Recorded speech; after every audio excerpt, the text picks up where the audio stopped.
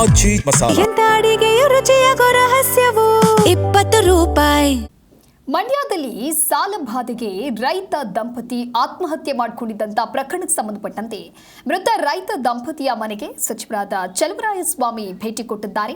ಮಂಡ್ಯ ತಾಲೂಕಿನ ಬಿಹಟ್ನ ಗ್ರಾಮದಲ್ಲಿ ನಡೆದಿದ್ದಂಥ ಘಟನೆಯದು. 58 ವರ್ಷದ ಮೇಸೆ ಪುಟ್ಟಸ್ವಾಮಿ, 55 ವರ್ಷದ ನಾಗಮ್ಮ ಆತ್ಮಹತ್ಯೆಗೆ ಶರಣಾಗಿದ್ರು.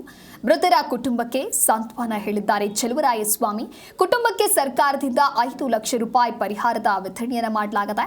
ಸಾಲ ಹಾಗೂ ಕುಟುಂಬದ ಪರಿಸ್ಥಿತಿಯ ಬಗ್ಗೆ ಮಾಹಿತಿಯನ್ನ ಪಡೆದುಕೊಂಡಿದ್ದಾರೆ.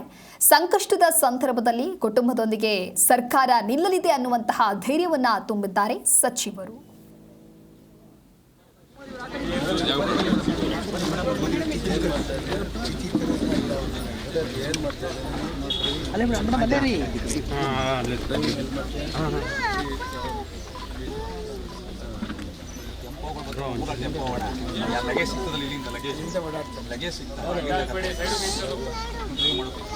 ಈ ಕಡೆ ಬರೋ ಇದು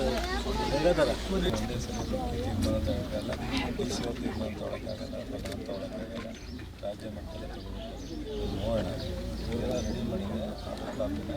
ನಿಮ್ಮ ಅಕೌಂಟ್ಗೆ ದುಡ್ಡು ಬರುತ್ತೆ. ಸರಿ, ಸೊ ಅಕೌಂಟ್ಗೆ ದುಡ್ಡು ಬರ್ತಿದ್ದೆಲ್ಲ ಮೊದಲಾಗಿ ಕ್ಯಾಶ್ ಚೆಕ್ ಕೊಡೋದು.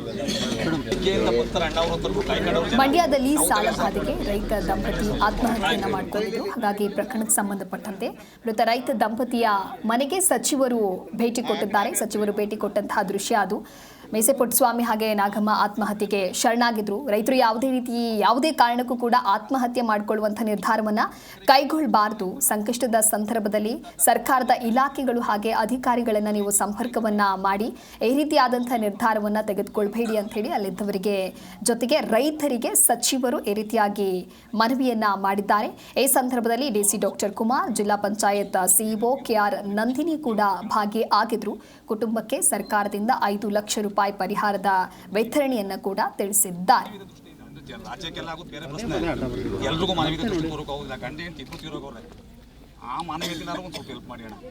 ಈ ಕುಟುಂಬ ಬದಿ ಕಳ್ಳಿ.